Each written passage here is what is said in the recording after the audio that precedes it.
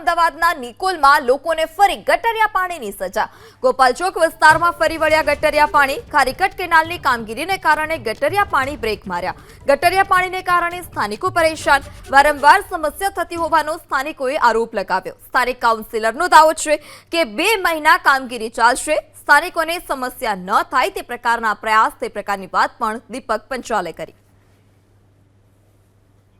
તો વારંવારની સમસ્યા થતી હોવાનો પણ આરોપ છે।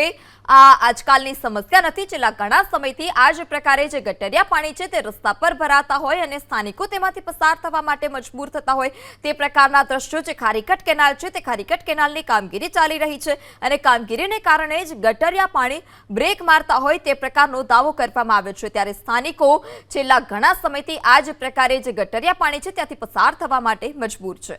વધુ માહિતી સાથે સંવાદદાતા કુશાંગ ફોનલાઈનથી જોડાઈ ચૂક્યા છે। કુશાંગ, આ પહેલી વખતની ઘટના નથી કે જ્યાં ગટરિયા પાણી ઉભરાયા હોય। છેલ્લા 2 વર્ષથી ખારીકટ કેનાલનું કામ ચાલે છે, 2 વર્ષથી લોકો પરેશાન। સ્થાનિકોને કેટલી હાલાકી?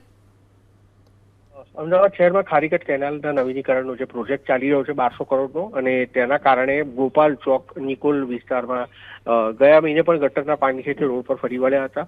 આજે પણ એ પ્રકારની પરિસ્થિતિ સર્જાઈ છે। જોકે કાઉન્સિલર દીપક પંચાલ એબીપી એસ્મિટર સાથેની વાતચીતમાં, ટેલિફોનિક વાતચીતમાં તે સ્વીકાર કર્યો છે કે અત્યારે બજેટમાં નવી ડ્રેનેજ લાઇન નાખવાની કામગીરી કરવામાં આવી રહી છે અને તેના કારણે આગામી 1 થી 2 મહિનામાં નિકોલ વિસ્તારના લોકો છે તેમને ગટરના પાણીથી રાહત મળશે। પરંતુ સવાલ ઉભા થઈ રહ્યા છે કે 1200 કરોડના ખર્ચે જો કેનાલના નવીનીકરણની કામગીરી કરવામાં આવતી હોય તો તેના કારણે સામાન્ય નાગરિકો શા માટે હાલાકીનો સામનો કરે, અને તેના જ કારણે આસપાસના વેપારીઓ છે તેમાં પણ હાલ આ ગટરના પાણી ઉભરાવાના કારણે રોષ જોવા મળી રહ્યો છે। જી, સમગ્ર માહિતી બદલ આભાર।